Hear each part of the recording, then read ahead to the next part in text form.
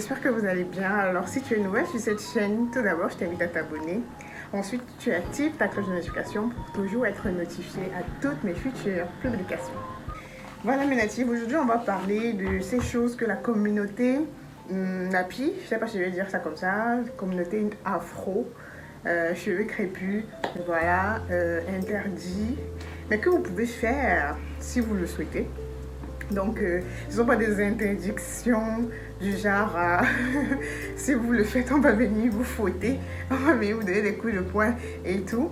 Donc, ce sont des choses que moi, je ne mets pas, que je mets en pratique. Voilà, et que vous pouvez ne pas mettre en pratique et rien ne va vous arriver. Donc, en quelque sorte, c'est ce dont on va parler dans cette vidéo. Voilà mes natives.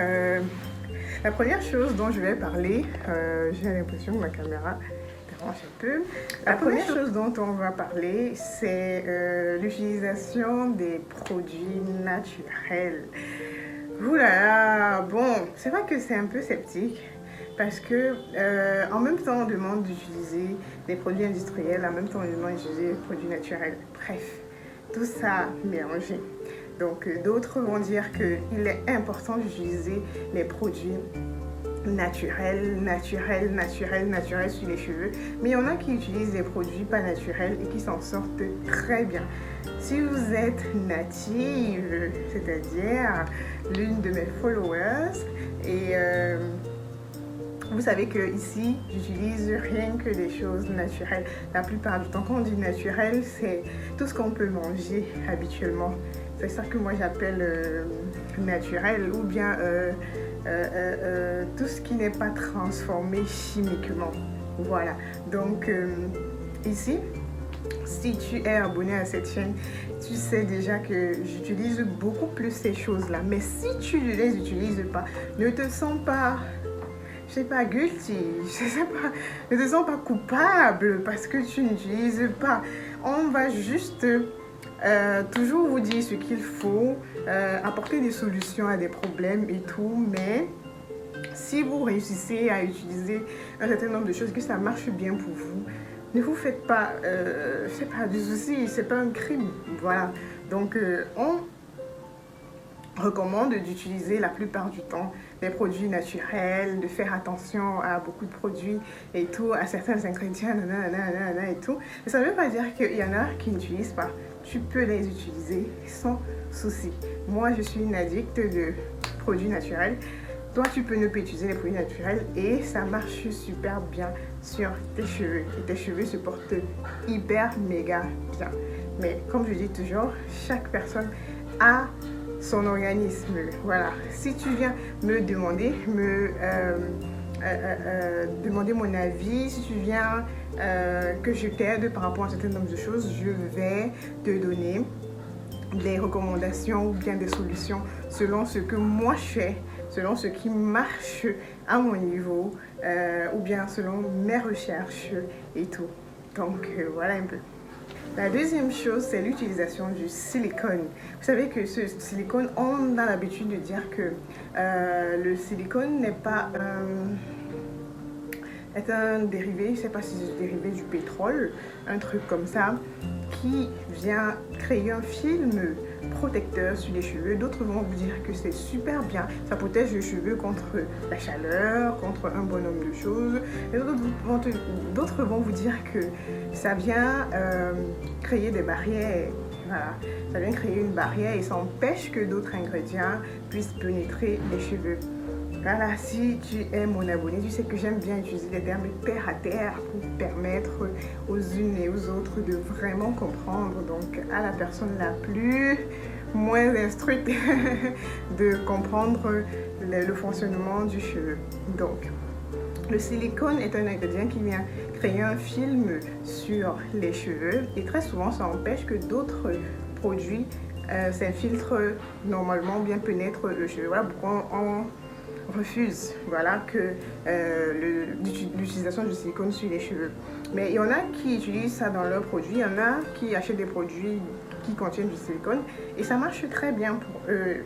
Elles n'ont pas de soucis et tout ce qui va avec. Donc voilà, si tu achètes des produits avec des silicones et que ça fonctionne très bien pour toi, it's up to you. Tu peux les utiliser et t'en sortir. Et comme je disais tantôt, il peut y arriver que le silicone joue aussi un rôle protecteur. Voilà, c'est-à-dire venir créer une barrière qui va empêcher la chaleur ou bien de pénétrer vos cheveux ou bien quoi que ce soit. Voilà. Le prochain point, c'est la chaleur. Vous savez que moi, je n'utilise pas beaucoup de chaleur, vraiment, de manière vraiment moindre. La chaleur ne fait pas très partie de mes soins de cheveux et tout, mais il y en a qui utilisent la chaleur tout le temps et s'en sortent. Voilà, elles savent comment prendre soin de leurs cheveux et tout. Mais sachez qu'on ne vous dira jamais, voilà, on ne verra jamais un obstacle, un défi, on vous dira allez foncer vers cet obstacle, foncer vers cette difficulté-là. Non, on va vous prévenir, on va vous dire, ouais, si tu utilises trop de chaleur, voilà ce qui peut arriver. Tu peux venir avec un cas, on te dit, c'est parce que tu as utilisé trop de chaleur que voilà, ça t'est arrivé. Mais ça n'empêche pas que si tu veux utiliser de la chaleur sur tes cheveux, que tu puisses prendre des précautions.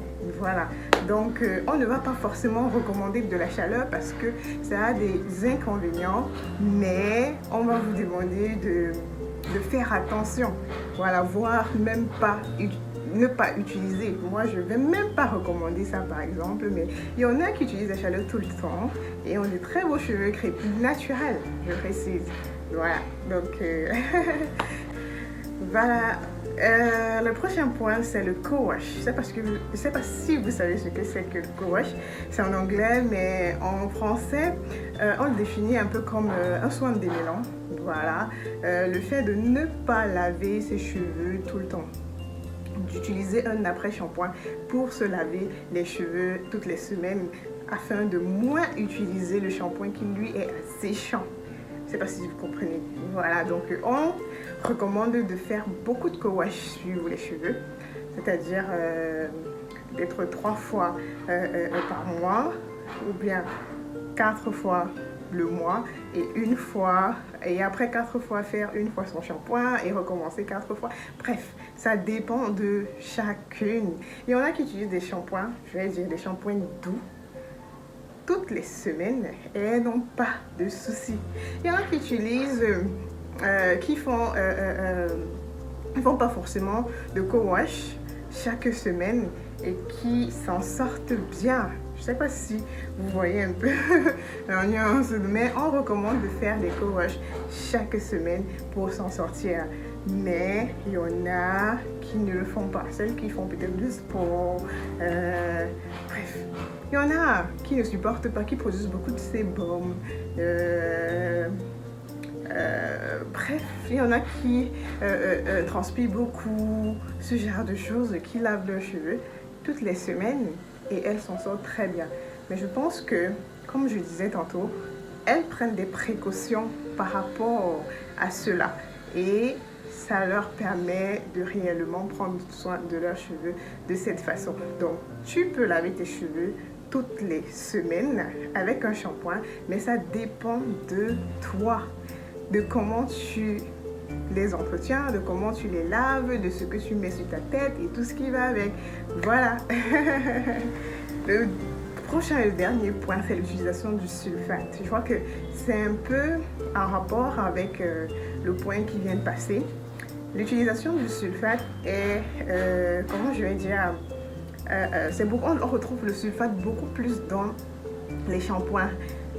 C'est pourquoi on dit de ne pas faire ces shampoings toutes les semaines parce que le sulfate est un ingrédient asséchant qui viendra assécher vos cheveux. Voilà pourquoi on recommande de faire toujours son shampoing avec un shampoing sans sulfate, de vraiment éviter les produits avec sulfate. Bref, tout ce temps, on va toujours vous dire ça, voilà, éviter le sulfate, éviter le sulfate, éviter le sulfate. Mais il y en a qui utilisent des produits avec sulfate et s'en sortent. Et comme je vous disais tantôt, il faut savoir comment gérer. Ça dépend de la manière dont vous gérez vos soins qui vous permet réellement de de les entretenir, de les faire pousser, de les avoir en santé, de les avoir beaux. Ça dépend vraiment. Si tu as un shampoing avec sulfate et que tu le rends doux, par exemple, et tu l'utilises toutes les semaines. Quand je dis le rendre doux, ça veut dire apporter des ingrédients qui vont venir anéantir en quelque sorte le sulfate sur vos cheveux. Ça vous permettra d'avancer, d'utiliser le sulfate tout le temps sans souci. Si vous l'adoucissez, vous l'adoucissez, vous l'adoucissez, vous l'adoucissez au travers de beaucoup d'autres ingrédients, je peux dire les huiles, le miel ou bien je sais pas trop quoi, ce que vous pouvez utiliser. Ça ne me revient pas là sur le coup. Donc ce que vous pouvez utiliser pour adoucir votre shampoing, vous pouvez utiliser un shampoing avec sulfate. Donc ça dépend de vous. Voilà, donc il y en a qui utilisent le shampoing avec sulfate et n'ont pas de soucis. Voilà, elles s'en sortent très bien. Voilà mes natifs, comme je vous disais tantôt, nous sommes arrivés à la fin de cette vidéo, peut-être qu'elle a été un peu très rapide. J'espère que on s'est fait comprendre. Voilà, je ne suis pas peut-être rentrée dans trop de détails, mais j'espère qu'on s'est fait comprendre. Voilà, il y a des interdits, mais ça n'empêche que certaines utilisent et elles s'en sortent et qu'elles ne soient pas coupables, qu'elles ne soient pas prises comme des filles qui, je sais pas, à qui on devrait mettre un couteau dans le cou ou bien quoi que ce soit.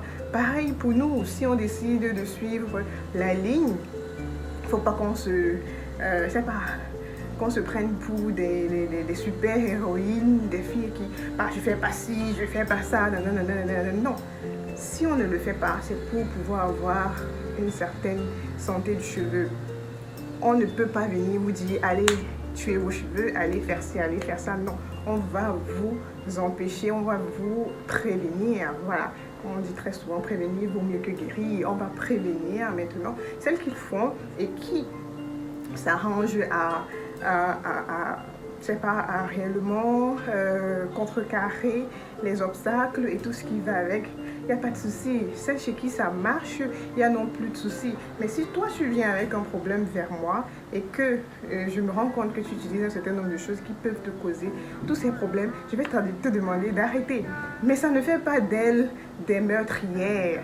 Voilà, arrêtons de vivre comme si, voilà, c'était, vu que celle-là fait des choses interdites, moi je ne fais pas, je suis meilleure qu'elle ou bien quoi que ce soit.